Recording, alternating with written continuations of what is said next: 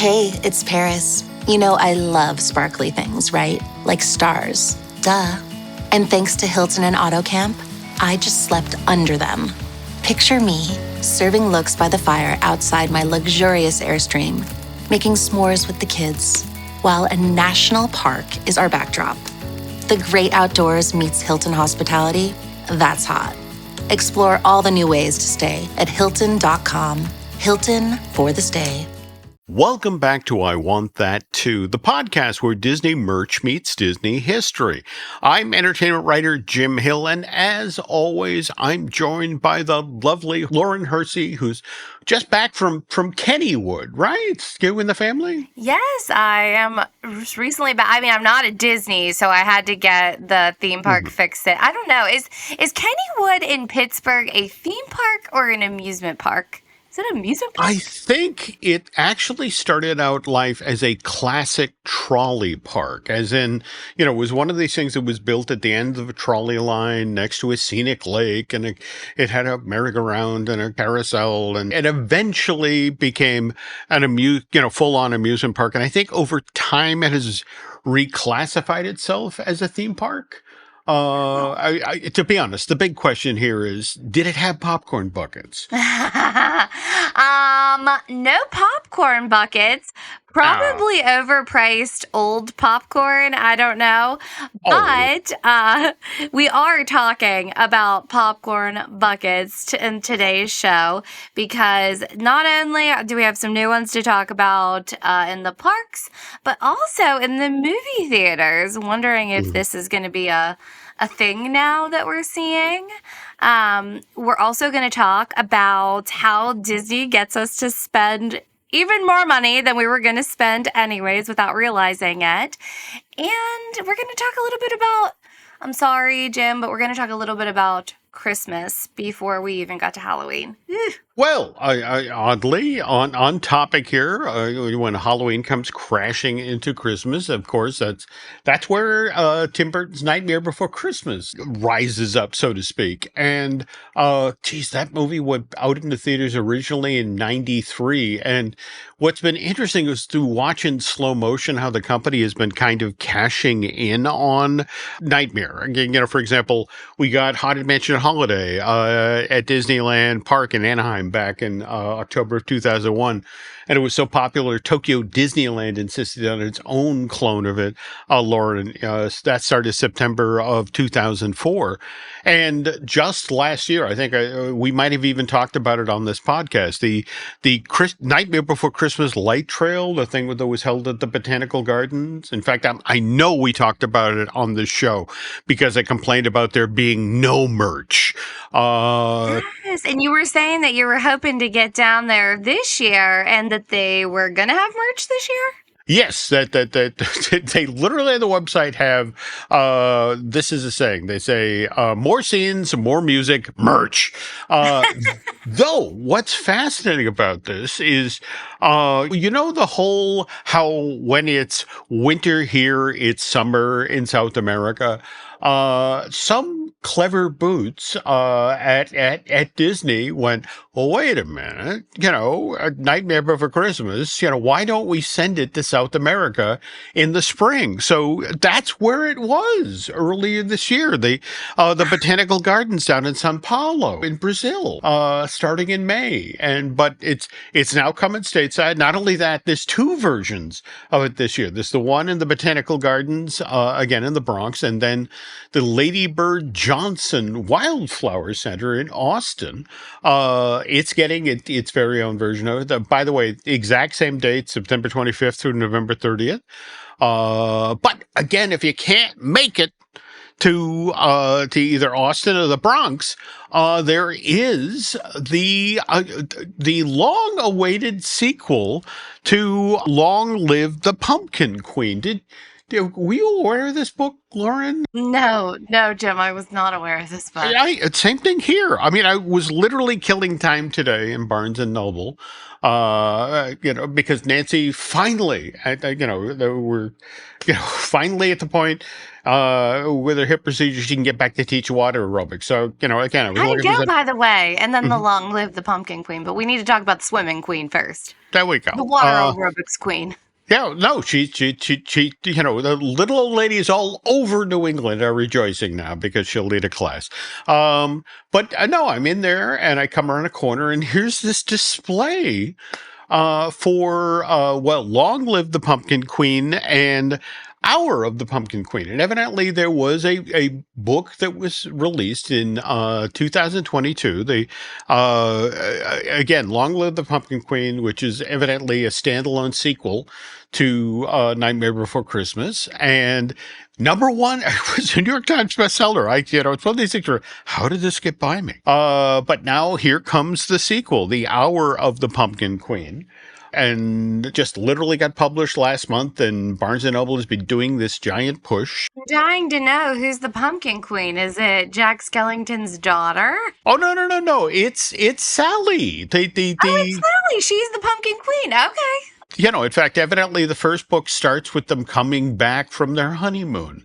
And she is now assuming she's second in command in Halloween Town. And evidently this continues that story. But anyway, speaking of stories, we have a lot of stuff to cover on this week's show. So we should probably get to it. But before we do that, we need to, of course, mention that this podcast, I Want That Too, is brought to you by our friends at unlockedmagic.com. And by the way, Eddie G, a listener of the Jim Hill Media Podcast Network, evidently, has problems with my diction.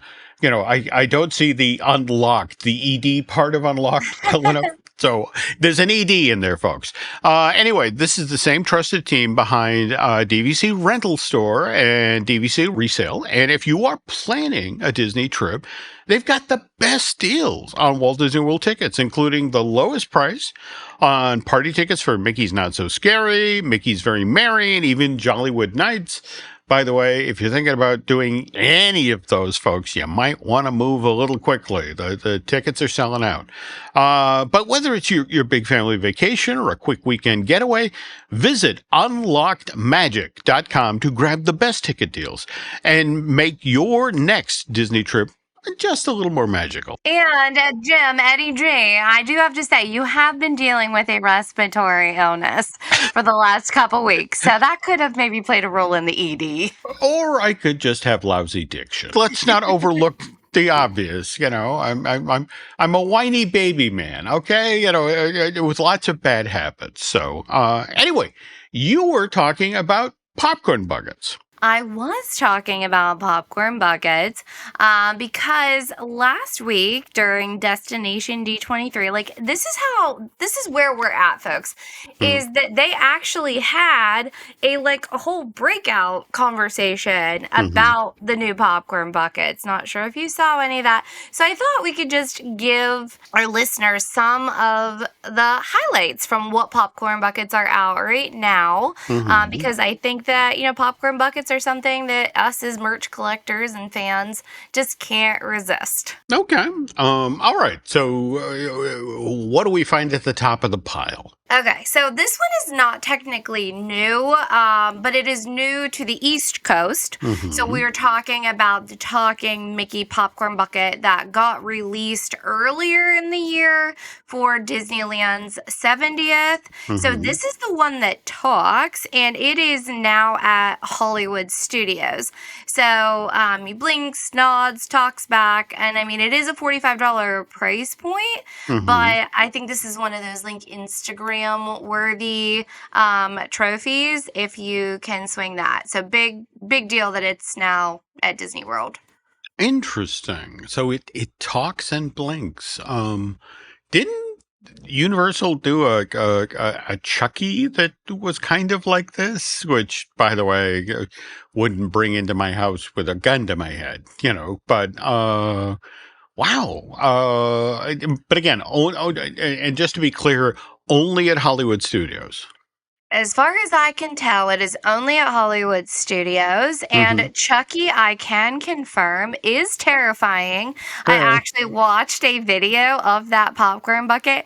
I'm not sure if it's at Halloween Horror Nights this year again, but holy moly, I would have Mickey 1,000 times before I would bring that little guy into my house. So moving on to something a little less scary, and we've been talking a lot about the cute Mickey and Minnie ghost. So there is a adorable, Jim, you should be seeing a picture here of Ghost Mickey popcorn bucket. Isn't he cute? Yeah. Now, but again, interesting. The text under the photo says, the Mickey Ghost Bucket will be available at Disney Springs. And, of course, the warning about the limit of 2 per person per transaction available while supplies last. Are we seeing a strategy emerge here? Is this the notion of, oh, you want the talking Mickey? Go to the studio. Oh, you want the cute ghost Mickey? Go to Disney Springs. 100%. And that viral mini ghost lamp, you could only get that at Disney Springs as well. And I mean, it was selling out. So I think they're just trying to move people around where they need the traffic. Okay. But another one, Jim, didn't you say you were going to try to get Stitch as a mummy? I have to admit, I think you shared that image last week, and again, it's one of these things. I didn't know I wanted it until I saw it, and now it's like, oh man. But what's this about a Pluto dressed as a skeleton? Yeah, I think Pluto's new this year. I actually have Pluto dressed up for Christmas with his actually fabric scarf. He's very cute, so I'm glad to see that he's now a skeleton too. Maybe I didn't know I needed that one, but I should have, both for the seasons. Okay.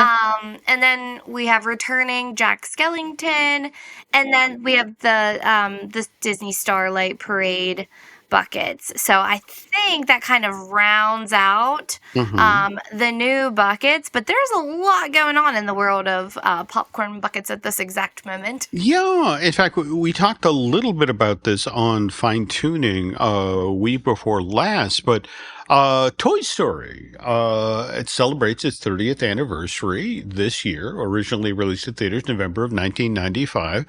And as part of that, I want to say Cinemark, Regal, and Harkin, first of all, there's a 30th anniversary edition of the film coming back to theaters. And to take advantage of that, they have a Toy Story 30th popcorn bucket that has a lid with Buzz and Woody on it. And they also have a sipper, don't they? Same thing with Buzz and Woody on the lid? Yeah. And I mean, what I'm wondering is we saw it with Freakier Friday. They had their own popcorn bucket and sipper. Do you think this is going to be a thing now? That they're going to start selling merch at the movie theaters? Interesting thing, that if you want to see something especially fascinating, because remember, we've got Tron Ares opening October 10th, and there is a popcorn bucket that has the lightcycle. No way. Yeah, and that's the thing. Evidently, you have to understand that the poor Tron fans, it's like the first film comes out in 82, the second one came out in 2010, so that these giant gulfs of time between when there's merch. And so when they saw this, they all kind of lost their minds and, reached out to the theaters, when can I get my lightcycle bucket? And it's like, well, when the movie comes out, that would be October, pal.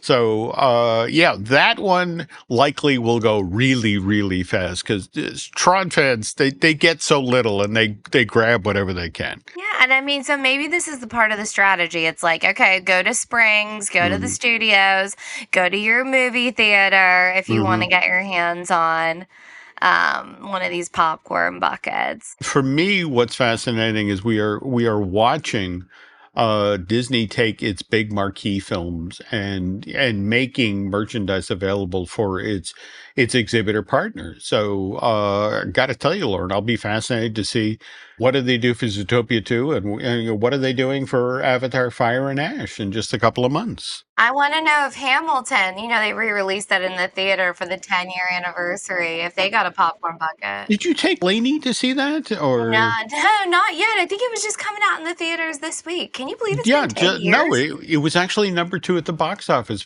this past weekend. But I think it's a limited engagement, and knowing how much your daughter is a fan of musical theater. So, Oh yeah, and me, I'm a huge Hamilton fan. And listen, I would totally buy the popcorn bucket. I've seen Hamilton at the theater like I don't know 3-4 times, I so I'd be all about it. okay, okay. All right, so let's talk about Hmm. now. I mean, after it's a perfect case study about how Disney is nudging us to Hmm. spend more money with some very effective psychology. So I saw this article, I think Hmm. it was on Yahoo, Hmm. and it wasn't anything that I hadn't seen before, but they outlined 10 specific tactics, everything from, scents on Main Street to limited release labels, Hmm. to, some sneaky little hacks they're doing with their menus. So Hmm. I think that we all are spending money. We're all spending money on Disney and our merch and everything. But to know what to look out for, I feel like this is a PSA. Hmm. Okay. All right. Now, it's interesting you bring up smell. That, I mean, Disney has been using smellizer technology since the 70s.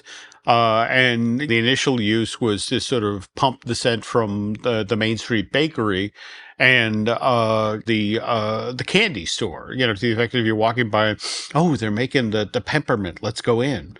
The irony is, of course, hey, they're not making the peppermint. They just push the scent out into the street.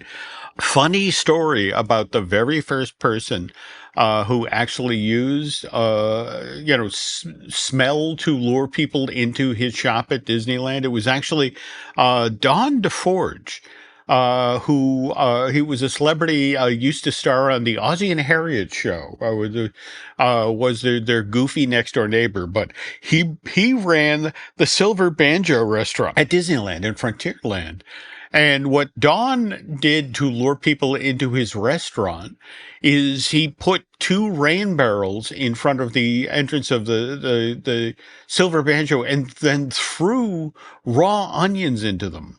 And the wonderful California sun created this onion smell where people are like, oh, I want to eat. And Disneyland literally had to go, Don, get rid of the water barrels with the onions. First of all, it's kind of obnoxious that you're doing that. Second of all, you have competition in the park, other lessees. But yeah, that was the first time I used smell. I did not know that. And we talked about the smellizers. Like we've had that conversation Well, before, hmm. Hmm. but not the onions in the barrels. Well, there we go. That's a new one. All right. So then there is a scarcity.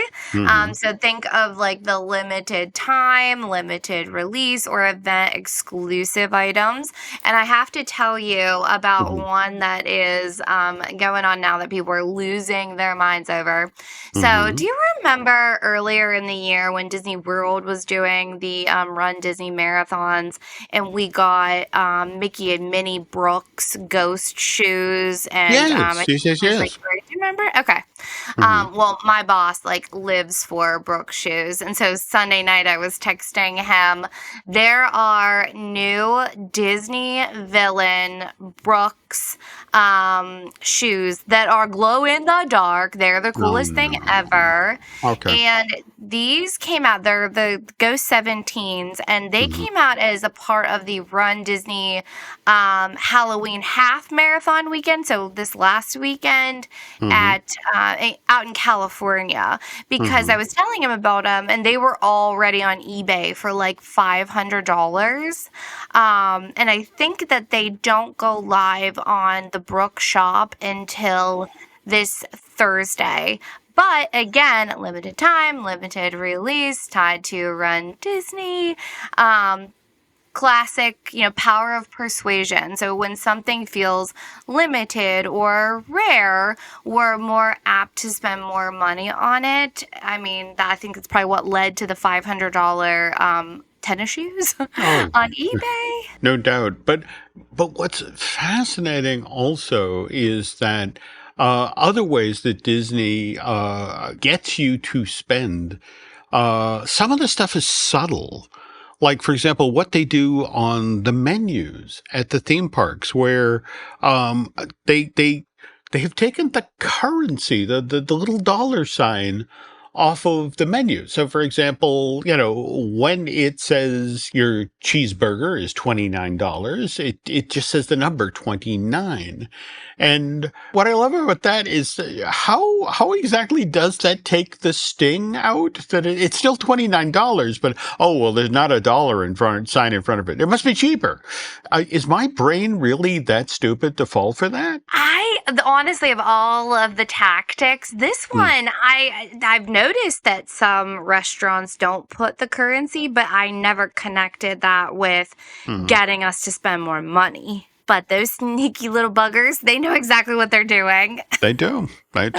Yeah. And they also, the other thing, which this one's not going to surprise you, is like the plus effect. So there's like Magic Band Plus or Disney Plus or Genie Plus, and that is all, it's priming your brain to think that plus equals more or better, even if the cost is higher. So this article breaks down and calls out how this framing gets you to lean more into a yes before you check, before you actually need the add-on or not. And it helps you make that decision quicker because you get the, perceived value. Whether it's more value or not, that's to be said. Well, okay. Now, the other thing, and Disney's been doing this for years, by the way, the exit through the gift shop. Now, depending on who you talk to on the retail side of Disney, they either have 58 seconds or 71 seconds. Just recently somebody said, oh, no, it's 71. Part of that is evidently the face down on the phone generation. They hang in there a little longer. But if you have the classic version, you only had 58 seconds to get a person off a ride and in front of a T-shirt or a hat or a coffee mug that had the logo for that particular attraction before their sales resistance kicked in. Prior to that, it's just like, oh, I had such a good time. I must have a T-shirt.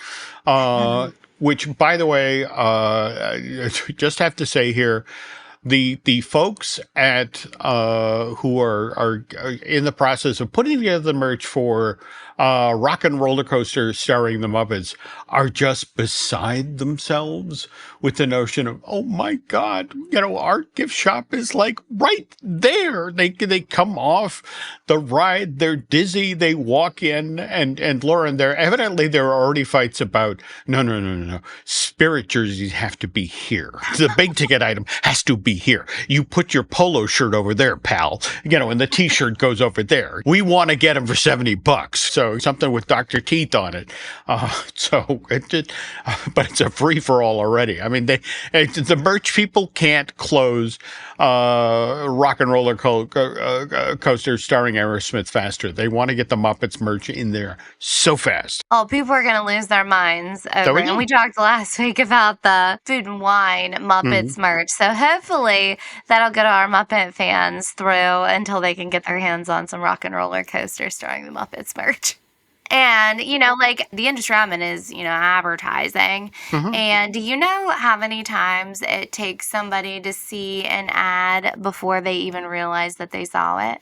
Just well, I mean, again, from the television side, the world you work in, I'm always fascinated to see, these days, people consider a 60-second ad. I mean, it's an epic. For example, Nancy and I were just watching the Hallmark Channel the other day, and they had I want to say the 15-second version of the Christmas Time at Walt Disney World ad. And it was amazing to see how much they actually crammed into, an ad that was that short? Oh, yeah. I mean, because the whole like TikTok short form video world Mm-hmm. has messed up our attention spans. So when Mm-hmm. I started in TV, you had Mm-hmm. to see an ad like a TV ad 3 times Mm-hmm. before it actually like resonated with you. Mm-hmm. Now, I mean, a decade later, you Mm-hmm. have to see an ad 7 times before you even realize that you saw it. Wow. Yeah, Oh, so what they're doing is they're making them shorter and hmm. adding it more often. Hmm.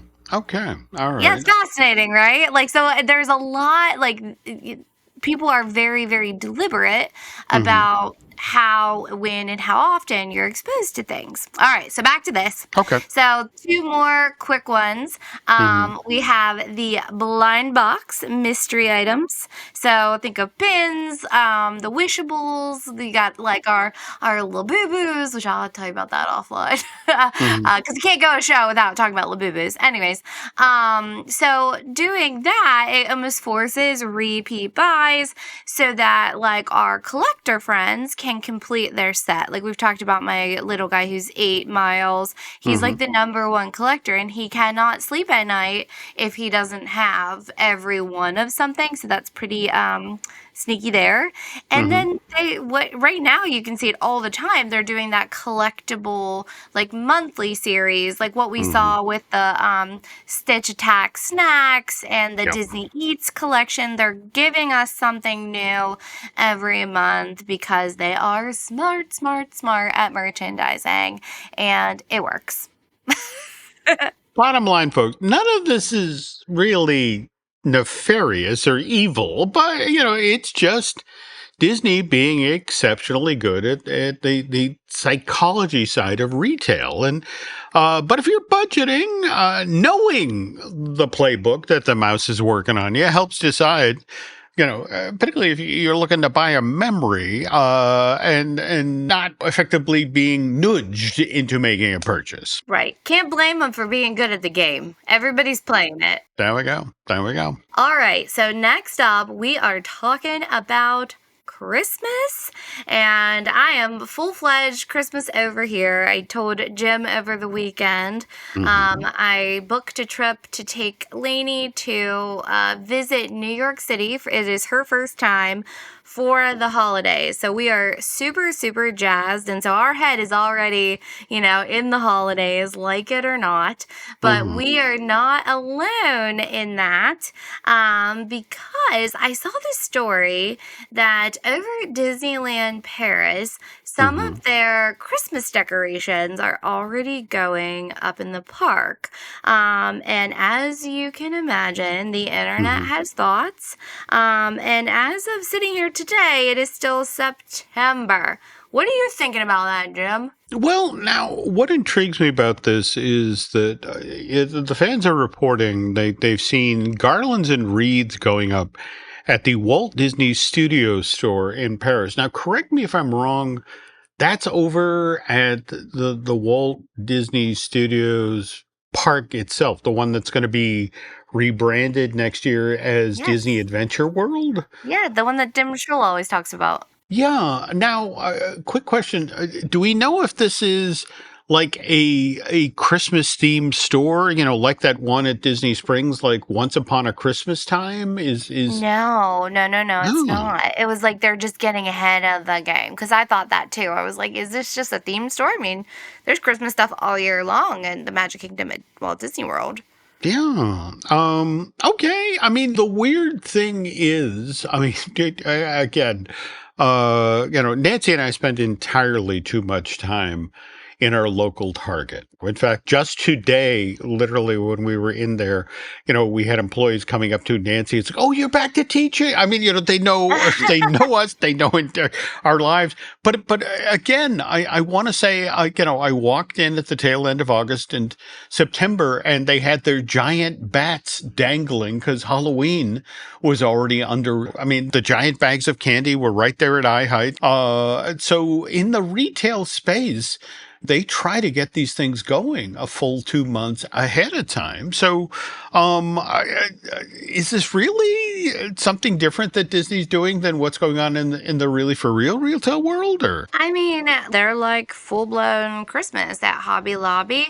It's just different in the US because, the US parks, Disney milks every last cent out of Halloween before flipping to Christmas. And I'm sure, like a lot of people have seen the, TV special of how they flip over at Disney World from Halloween to Christmas on like Halloween night, right? Oh, yeah. I want to say that Mickey's Not So Scary. They chase the people out of the park at 1 or 2 o'clock on the final night, and they begin the change out. Now, they'll get it partially done the first night. In fact, there's always this weird moment if you show up the day after Mickey's Not So Scary ends when the park is partially de-Halloweenized, but if you come back the very next day, it's full on Christmas. I mean, I've been there twice now, where you walked out of the Magic Kingdom at 1 o'clock in the morning and came in the next morning, and it's like, where did that tree come from? And it's like, well, pal, it was backstage. We were just waiting for you to go home. Yeah, we did it one time, and it was incredible to see. But I will say that, like, it's not 100% of everything is out. Oh, no. But you definitely get a shock to the senses going one day and it's fully decked out as Halloween, and then the next is Christmas. So if you're ever in the, have an opportunity to do that, it is really cool to see. But I also was kind of wondering, I don't know if you're keeping an eye on any of the like tariff stuff that's going on, and with the U.S. ending that duty-free de minimis rule last week, that basically is saying that I think it was anything that's under $1,000 that will now have a tariff put on it as well. Before it was just like they weren't worried about it. So I'm wondering if that is, nudging shoppers to start their holiday shopping early before the cost goes up. Yeah, I have been hearing a lot to this effect. In fact, among friends who have kids who, for example, do supersized Lego sets and that sort of thing, it's just very quietly, it's like, buy that now. You don't know, the fact that it made it through the supply chains as screwed up as they are right now. If you see it on the shelf, grab it and buy it now. Because otherwise, headed into the holiday season. But it's one thing for it to be the toy of the season where, you're competing up against every parent on the planet.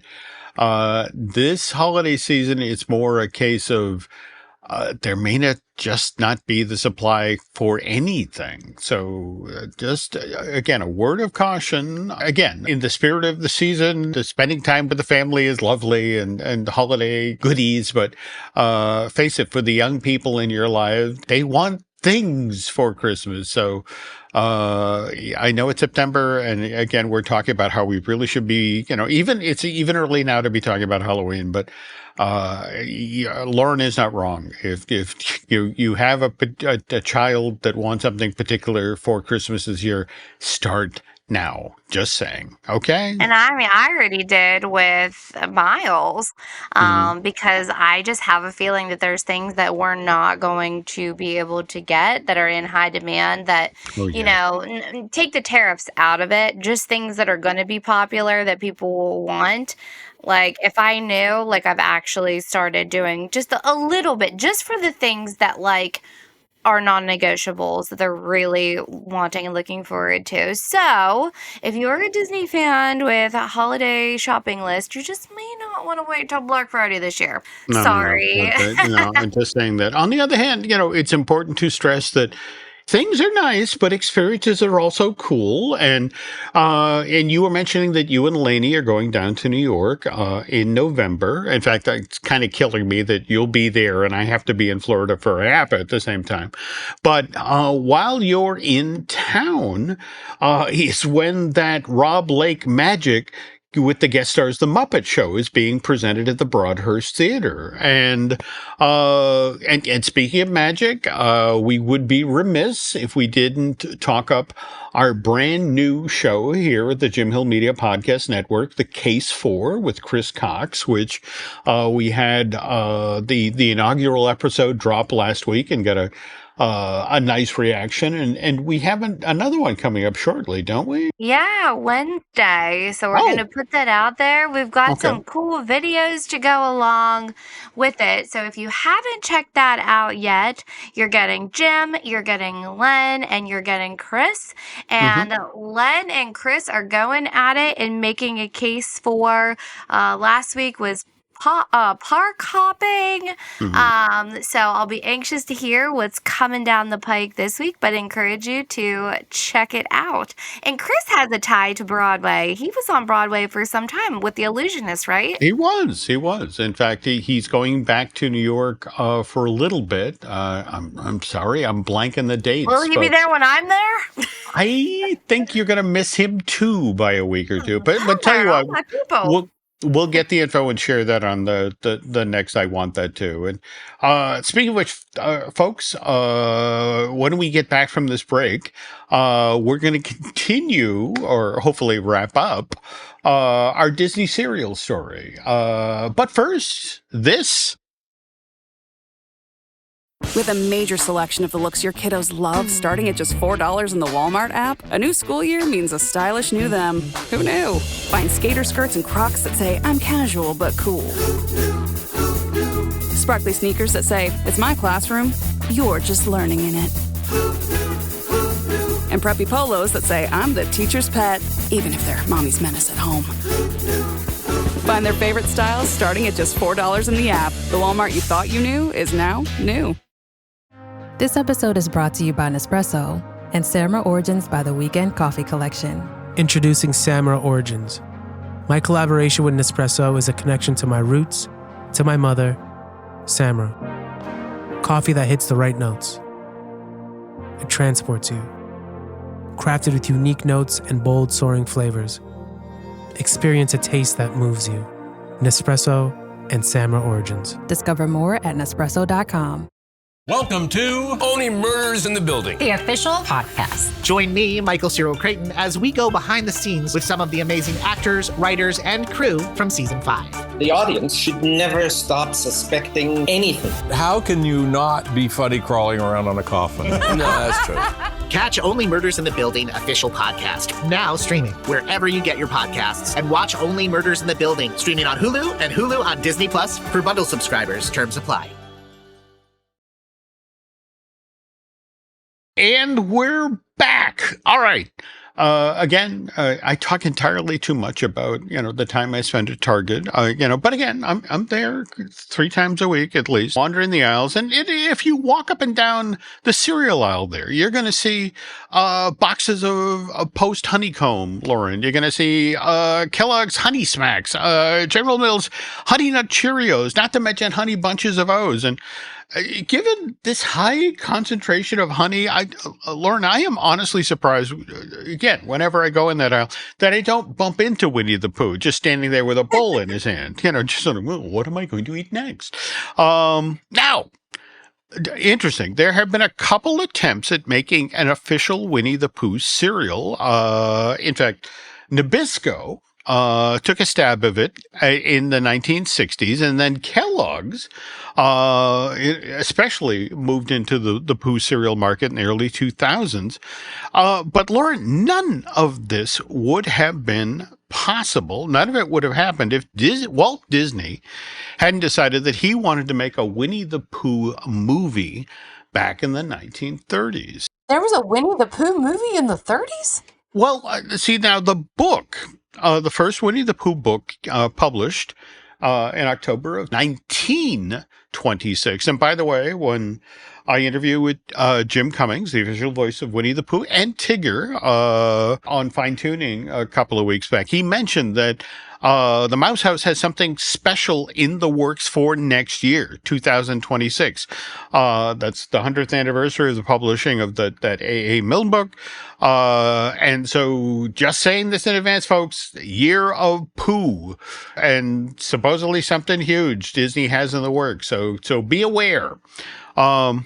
Anyway, Walt used to read the Winnie the Pooh stories to his daughters, Diane and Sharon, at bedtime, just like he did the P.L. Travers Mary Poppins books. And, so he'd go into the studio the next day and go, hey, are the movie rights for A.A. Milne's stories available? Because I feel like there's a movie there, something we could build around Winnie the Pooh. So the company actually begins inquiring, Lauren, 1938. And it takes them 23 years to finally get the rights. And what I love about this story is NBC beat Walt to the punch. They somehow got the U.S. broadcast rights to Winnie the Pooh. And as part of the second season of an NBC family series, the Shirley Temple Storybook Show. By the way, this episode aired on October 2nd, 1960. Bill Baird and his puppets, they started in an hour-long episode built around A.A. Milne's very best Winnie the Pooh stories. And by the way, you can watch this on YouTube today, folks. It just Shirley Temple Storybook, Winnie the Pooh, and it'll come right up. But you'll love this, Lauren. This particular episode of the Shirley Temple Storybook Show goes head to head with the Walt Disney Presents show over on ABC. And Walt, was like, we'll be fine. It's a rerun of a Davy Crockett. That's one of our most popular ever shows on the Disneyland TV show. We're fine. Winnie the Pooh kicked Davy Crockett's ass. And, I'm not going to say it was personal. Remember, the theme song for Davy Crockett, killed him a bear when he was only 3. And Winnie the Pooh may have taken it personally, just saying. Anyway, very next year, Lauren, Disney changes networks. They go from his weekly series being on ABC to NBC. And this, in fact, is when they launch the Walt Disney's Wonderful World of Color TV show, September of 61. But part of the deal for Walt coming over to NBC is, he got a hold of the executives there and it's like, all right, who did you talk to get the broadcast rights to Winnie the Pooh? And you need to introduce me to that guy now.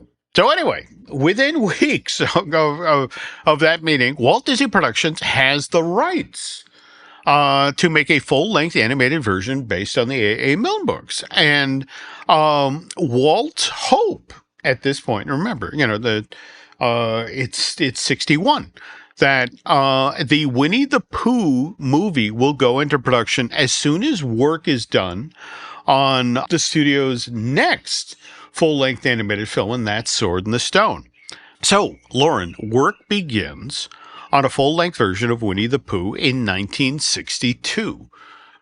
Studio works up a full set of storyboards, and with the idea that, okay, so Sword in the Stone is going to come out in theaters in December of 63, and which means that the animation portion of working on the movie will be done late spring, early summer of that same year, 63. So the idea is as soon as the animators finish working on Sword in the Stone, they roll off of that film and they begin working on Winnie the Pooh, and it would then arrive in theaters December of 1965. And this was the pattern back then that the studio would put out a brand new full-length animated film every 2 years. I mean, for example, we got Sleeping Beauty in 59, we got 101 Dalmatians in 61, and Sword in the Stone again would come out in 63. So everything goes according to plan. The full-length animated version of Winnie the Pooh would arrive in theaters December of 65. But now the question is, who's going to voice this film's title character? And Walt thought he had the perfect guy to voice Winnie the Pooh, which was then popular stand-up comedian George Gobel, who, by the way, had his own weekly variety series on NBC from 54 to 59, and it was just starring in a sitcom for CBS. And so Walt invites George Gobel over to Disney Studios and shows him all of the storyboards for Winnie the Pooh, and then gets the shock of his life when George Gobel goes, "Nah, don't want to do it." And Lauren, to George's credit, by the way, he didn't die till February of 1991 at the age of 71, which meant that he lived long enough to see, Disney's version of Winnie the Pooh become this enormous worldwide success.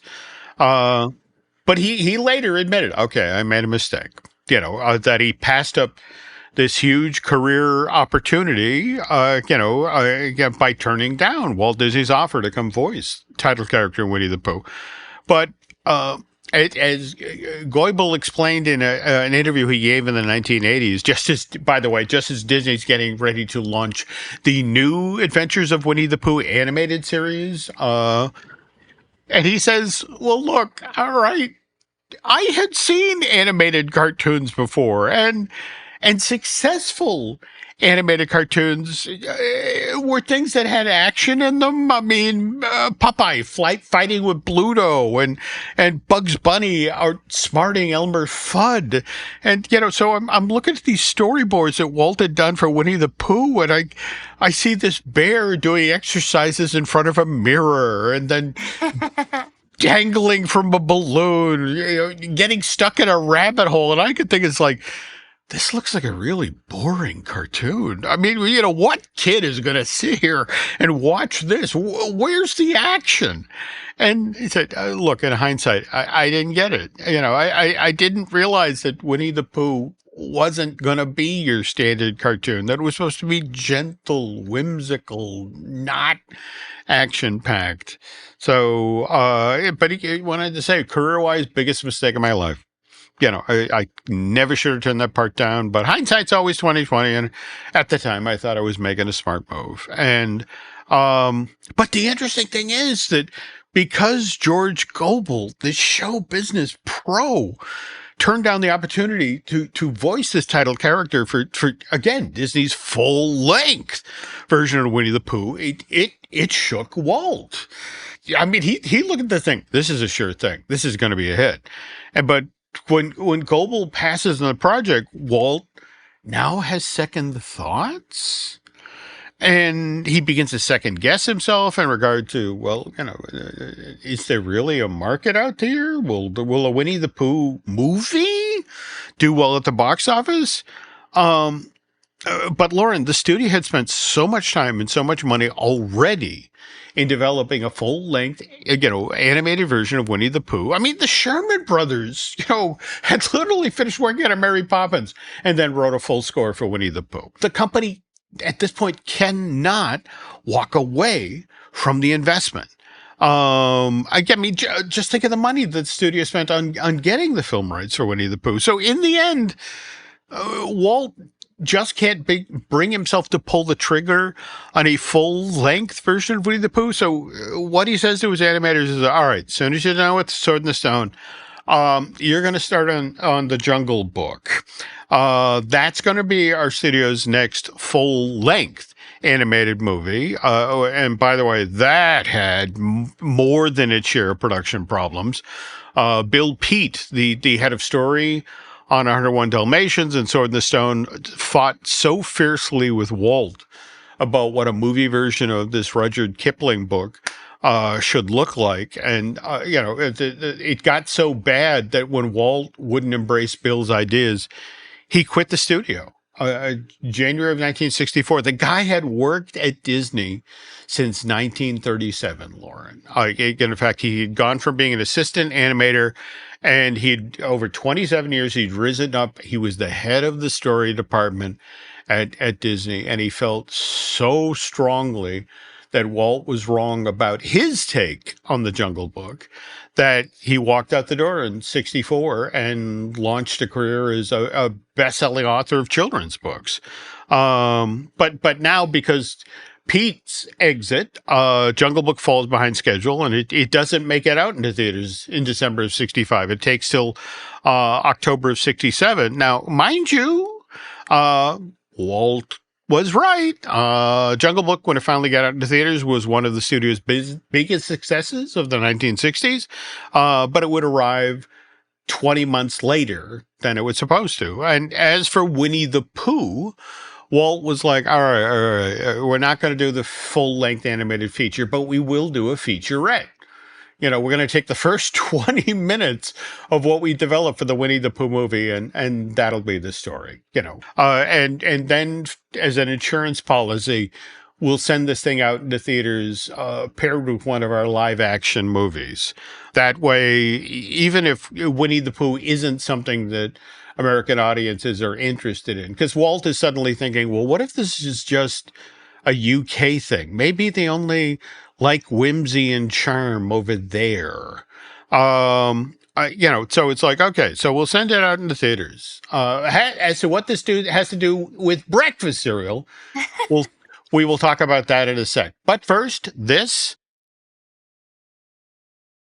Introducing the perfect companion to your morning listening routine. AG1's clinically backed formula is now flavor-packed with 3 new delicious flavors: tropical, berry, and citrus. Start the day on a high note with probiotics that taste like the tropics. Mix it up with micronutrients that taste like berry or citrus. And take it all the way back with the classic AG1 Original with notes of pineapple and vanilla. Do your health a flavor, or 4, with AG1 Next Gen, the daily health drink. Learn more at drinkag1.com. This episode is sponsored by Friskies, who would like to tell your cats hi. Now, if that didn't get your cat's attention, there's one thing that always does the trick. Just pour some Friskies crunchy food in the bowl and you'll hear those paws come running. Works every time. With so many Friskies choices, you can always bring your cats running from their secret napping spots.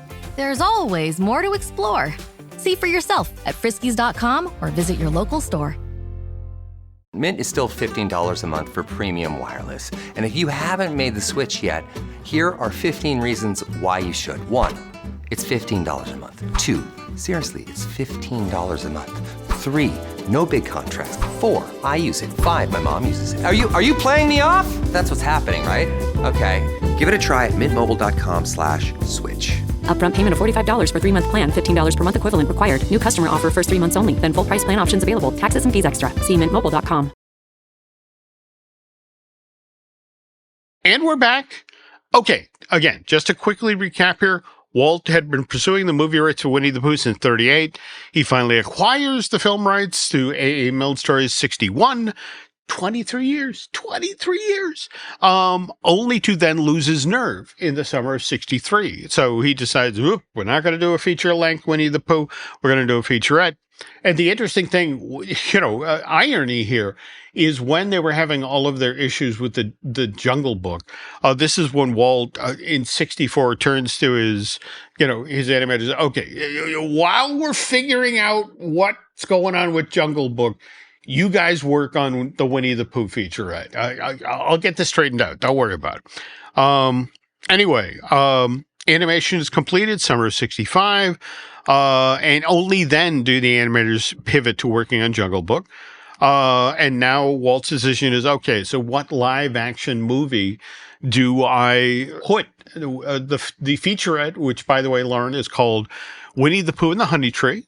And Walt looks over his entire schedule and goes, well, we got this Dean Jones, Suzanne Plachette movie, the Ugly Dachshund. You ever seen this? Where the family... Dachshund? The Ugly Dachshund. Where the family that has, a family of cute little dachshunds adopts a Great Dane, which then starts to think that it's a dachshund. I'd watch that. All right. But anyway, to Walt's way of thinking, all right, this is the perfect film to pair with Winnie the Pooh and the Honey Tree. And again, you have to have been making movies for a long time this is why Walt figured this out. Ugly Dachshund was only 93 minutes long. The Winnie the Pooh and the Honey Tree, 22 minutes long. So if you combine those two, that's basically 2 hours. And which meant that if you're if you're a guy who owns a movie theater, that means you can schedule the double bill of The Ugly Dachshund and Winnie the Pooh and the Honey Tree to basically run every 2 hours. And, so it's like, oh, cool. I can get in a show at 11 o'clock, 1 o'clock, 3 o'clock. I mean, you get the idea. But where this is fascinating is when it finally opens in theaters in February of 1966. Walt begins to hear from theater owners about, particularly in theaters where they run continuous shows, it's like, they're not leaving. Audiences are coming in, they watch Winnie the Pooh and the Honey Tree. That's in front of The Ugly Dachshund. And then The Ugly Dachshund ends and the audience stays to watch Winnie the Pooh and the Honey Tree a second time. And so it's like, now, finally, now we get to the breakfast cereal portion of the story. So in the same winter of time, mid-1960s, Nabisco cuts a deal with Walt Disney Productions. They want to try something different when it comes to breakfast cereals. And by the way, Lauren, it's so weird that at the top of today's show, we talked about popcorn buckets, because again, think about it. You get popcorn inside of a plastic container. What Nabisco wanted to do was start selling breakfast cereal in a hard plastic container shaped like a cartoon character. So it's popcorn buckets, only in breakfast cereal form. But now the weird little bend on the idea is that these plastic containers had a metal lid, like a jar of peanut butter. Only the lid is the base. So the plastic figure rises up from the lid. So you got to turn it upside down to open it. There we go. All right. You got to pick it. You got to pick up the container, unscrew the lid, turn it upside down, pour it into your breakfast bowl. And I'm just saying, as a mom, you love this idea, right? Good. A breakfast container that's an accident waiting to happen. Yes, I love this idea. But Nabisco sincerely wants to launch this idea, Puppets cereal, which, by the way, made of caramel-flavored puff wheat. But they want to start with well-known characters. So one of these containers is Mickey Mouse dressed as a clown, and the other one is Donald Duck dressed as an astronaut. And here, the marketing genius at Nabisco, why did they call the cereal Puppets? Because the idea is after you finish eating the cereal, your kid can then put his hand inside of it and, hi, I'm Mickey as a clown. Hi, I'm Donald as an astronaut. It's like, yeah, that's exactly what a puppet is. All right. Jim Henson would, by the way, I'd like to have a conversation with you. But, anyway, Nabisco Puppets, the cereal hit store shelves in 1966, and almost immediately the company starts getting complaints from parents about how poorly designed these cereal containers are, how the kids would forget to put the lid on, and then they'd go to move the container and cereal spills all over the floor. And but that said, Lauren, is a commercial. You got to check this out. Nabisco Puppets, and it's not just because it includes some cool animation of Mickey and Donald that's done by Disney Studios, but rather the little girl in the ad is a very, very young Maureen McCormick, Marsha from the Brady Bunch. Yeah. Evidently, she talks about it in her bio. It was one of her first gigs, and the cereal tastes terrible. Anyway, all right. So even with a clown-shaped Mickey container and a Donald Duck astronaut-shaped container, and by the way, this is the height of the space race. This should have worked. Nabisco Puppet cereal isn't selling all that well. And so this is when the breakfast cereal giant reaches out to Disney and says, hey, we noticed that Winnie the Pooh and the Honey Tree thing, that seems to be doing well in theaters. Look, if we threw a few extra bucks your way, can we please do a Winnie the Pooh shaped container for Nabisco Puppet cereal? See if that moves the needle at all. And again, Lauren, you got to understand, year previous, 1965, Walt Disney Productions had just announced that they're going to be turning 40 square miles of swampland in Central Florida into a destination resort.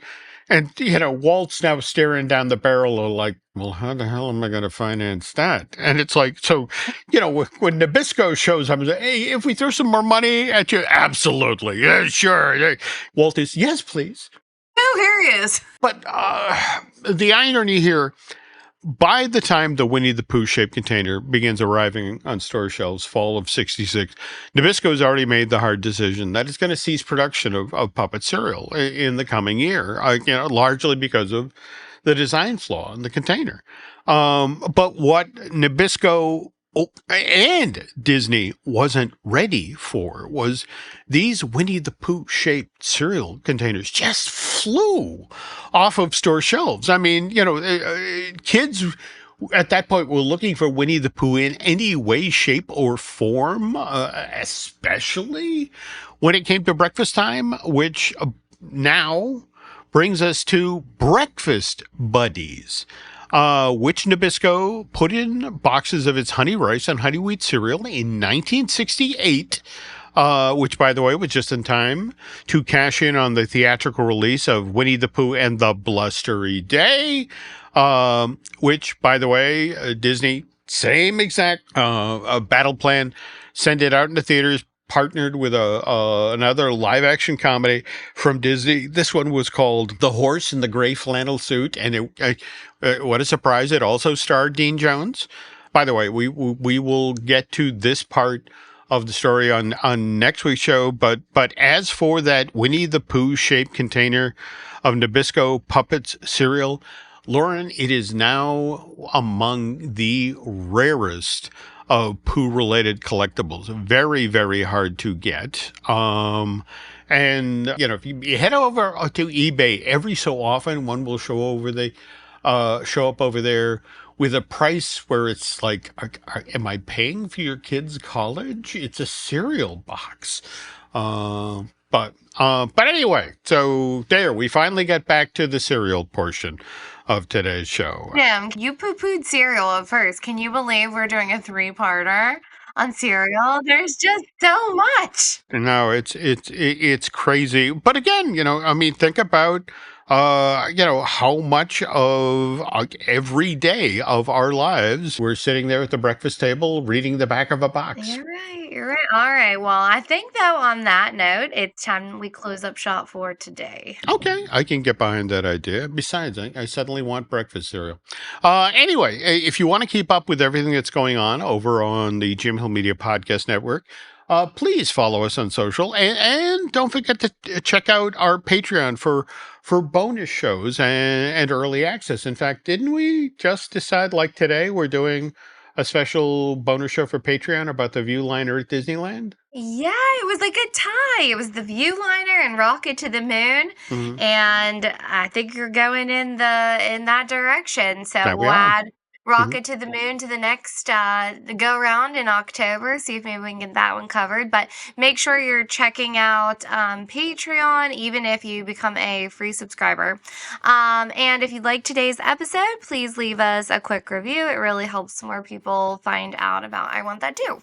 Okay, and if you have a question or an idea for a future episode, or if you're like Eddie G and you have comments about someone's diction, shoot us a message at Jim at jimhillmedia.com, and Lauren, they can get you at Lauren at laurenhersey.com. Is that right? Yes, that is correct. And I think that does it for today's episode. Thanks for listening, and we'll see you next time on I Want That Too.